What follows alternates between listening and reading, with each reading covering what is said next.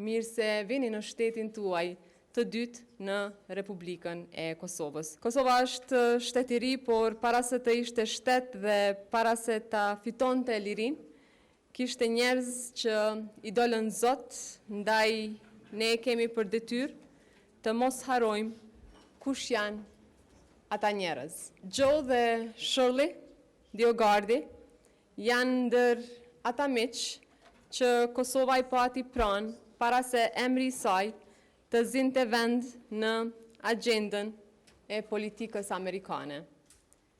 I nderuar Joe, përkushtimi juaj ndaj çështjes shqiptare kishte pas vetës një trashëgimi shumë më të vjetër se jeta juaj politike. Ajo vinte nga familja juaj arbreshe, nga Greci i Italis, prej një bashkësie që shekuj pasi ishte shkëputur nga trojet e të parëve, vazhdonte ta ruante Shqipën, kujtesën e prejardhjes dhe lidhjen me botën shqiptare. Babai juaj ishte 15 vjeç kur u nis nga Greci për në Amerikë, kur e kthyet në vendlindje në vitin 1974, pas 45 vjetësh larg, ai u foli përsëri shqip njerëzve me të cilët kishte kaluar fëmijërinë. Gjuha kishte mbjetuar largësinë, kohën dhe një jetë të tërë në një kontinent tjetër. Kjo trashëgimi që për shumë breza kishte jetuar si kujtesë familjare, te ju mori edhe trajtën e angazhimit politik. Kur shqiptarët e Amerikës ju folën për Kosovën në mesin e viteve 80, ju ishit një kongresmen i ri, teksa për Kosovën në Washington dihej fare pak. Në vitin 1986 e ngritët në Kongresin e Shteteve të Bashkuara çështjen e shkeljes së të drejtave të shqiptarëve në Jugosllavi. Afirmimi i çështjes së Kosovës në Kongresin Amerikan në ato vite ishte më tepër se një qëndrim politik, duhej të dëshmohej një padrejtësi që pak njerëz e njihnin, të përballohej kundërshtimi një diplomacie shtetërore që kishte rënë një miq të vjetër në Washington dhe të shpjegohej ligjvënësve amerikanë se pas fjalorit zyrtar të Jugosllavisë së asaj kohe qëndronte një popull të cilit po i cenoheshin vazhdimisht dhe në mënyrën më brutale të drejtat themelore. Ju e nisët këtë punë shumë vjet përpara se represioni sistematik, vrasjet, masakrat dhe dëbimi masiv nga ana e politikës kriminale të Serbisë e shndruan Kosovën çështje të politikës botërore. Edhe pasi përfundoi mandati juaj në Kongres, ju e vazhduat angazhimin me themelimin e lidhjes qytetare shqiptaro-amerikane në vitin 1989. Ajo punë mori një shtrirje tjetër. Ju kthyet në Kosovë, pat nga afër çfarë po ndodhte, takuat njerëzit që po artikulonin rezistencën politike e intelektuale të shqiptarëve dhe bashkë me Tom Lantosin e sfiduat haptas politikën e Slobodan Miloševićit në një kohë kur kjo kërkonte edhe guxim personal. Në Washington ndërkohë u krijuar një rreth gjithnjë më i gjerë njerëzish që njohën me Kosovën dhe ishin të gatshëm të merreshin me të. Tom Lantos, Bob Dole, Ben Gilman, Claiborne Pell dhe shumë të tjerë u bën emra që shqiptarët do t'i mësonin e do t'i mbanin për herë në mendje.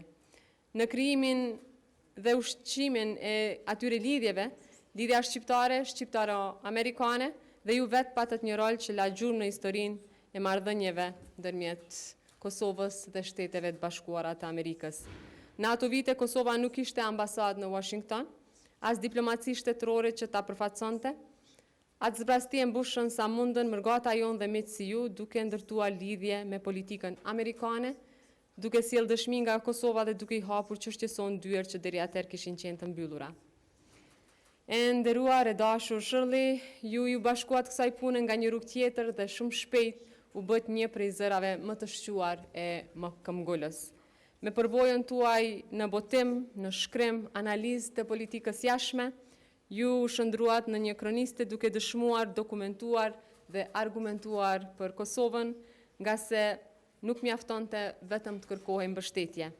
Duhet të njihej historia e saj, të kuptoheshin mekanizmat e represionit, të ndiqej ajo që po ndodhte në terren dhe të përgjigjej me fakte paraqitjeve që për vite me radhë kishin shtrembruar, gënjyer e falsifikuar për pozitën e shqiptarëve në ish Jugosllavi. Pra këtë punë e bët në shkrime, raporte, dëshmi para Kongresit, takime me politik bërës e me diplomat dhe paraqitje të shumta publike. Në vitin 2002 të dy shkuat në Hagë për dëshmuar në procesin kundër Slobodan Miloševićit, i akuzuar i Tribunalit Penal Ndërkombëtar për krime kundër njerëzimit në Kosovë. Edhe atëherë, si shumë herë më parë, puna juaj ishte dëshmi, pra ju e dëshmoni me fakte atë që Serbia kishte bërë me vite kundër shqiptarëve të Kosovës. Pas qershorit të vitit 1999, Kosova kishte një betejë tjetër përpara, betejën për ta kthyer lirinë e fituar në një status të qëndrueshëm politik dhe më pas në shtetësi. Faleminderit për mbështetjen e madhe që i keni dhënë Kosovës në periudha shumë të vështira. Për mua është nder i veçantë që para pak kohësh, para pak minutash, si ushtruese detyrës së presidentes, pata nderin që t'ju jap juve, zoti Diogardi dhe zonja Diogardi, shtetësinë e Republikës së Kosovës. Ju keni qenë miq Kosovës shumë përpara se ajo të bëhej shtet, prej sot jeni edhe qytetar të saj.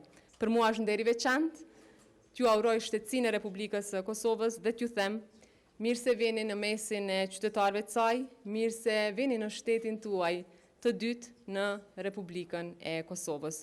Urime të dyve dhe ju faleminderit shumë.